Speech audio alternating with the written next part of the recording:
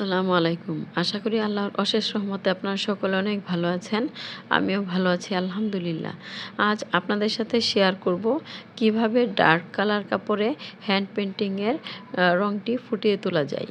তো এখানে দেখতেই পাচ্ছেন আমি প্রথমে হোয়াইট কালার দিয়ে বেস দিয়ে নিচ্ছি। এতে করে যে কোনো কালার কাপড়ের উপর বেস ডার্ক কালার কাপড়ের উপর কাজ করলে রঙটি খুব সুন্দরভাবে ফুটে ওঠে।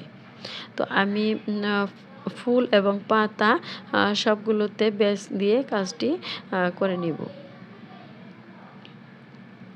তো এখানে আমি একটি প্রথমে যে তুলিটি ইউজ করেছিলাম সেটি দিয়ে আমি কাজ করে স্বাচ্ছন্দ্য বোধ করছিলাম না, তাই আমি এখন অন্য আরেকটি তুলি নিয়ে কাজটি করছি। এরকম আপনারা যে তুলি দিয়ে কাজ করতে স্বাচ্ছন্দ্য বোধ করবেন সেরকম তুলি নিয়েই কাজটি করে নিতে পারেন।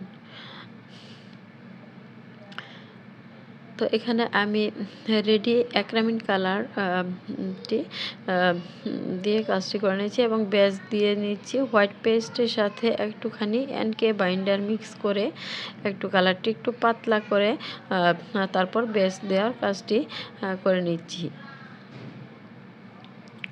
তো আমার ভিডিওগুলো যদি আপনাদের কাছে ভালো লাগে এবং একটু হলে উপকৃত হন, তাহলে প্লিজ চ্যানেলটি সাবস্ক্রাইব করে পাশে থেকে একটু সাপোর্ট করবেন। তাহলে আমি যে কোনো নতুন ভিডিও নিয়ে আসতে উৎসাহিত হব।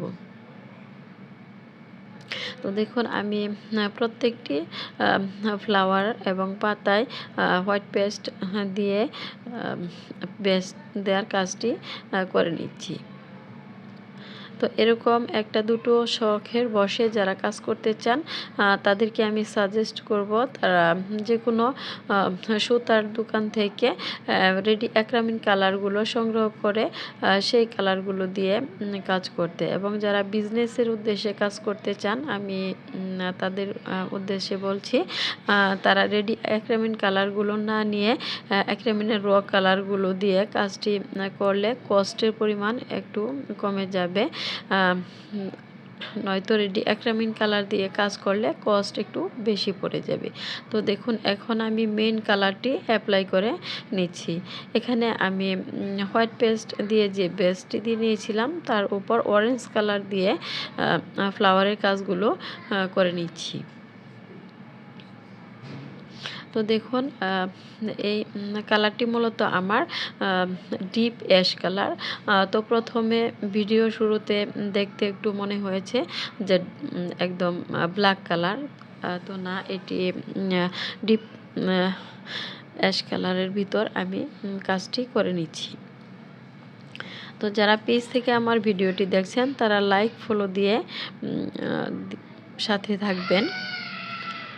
তো সবাই সুস্থ থাকবেন, ভালো থাকবেন। আল্লাহ হাফেজ।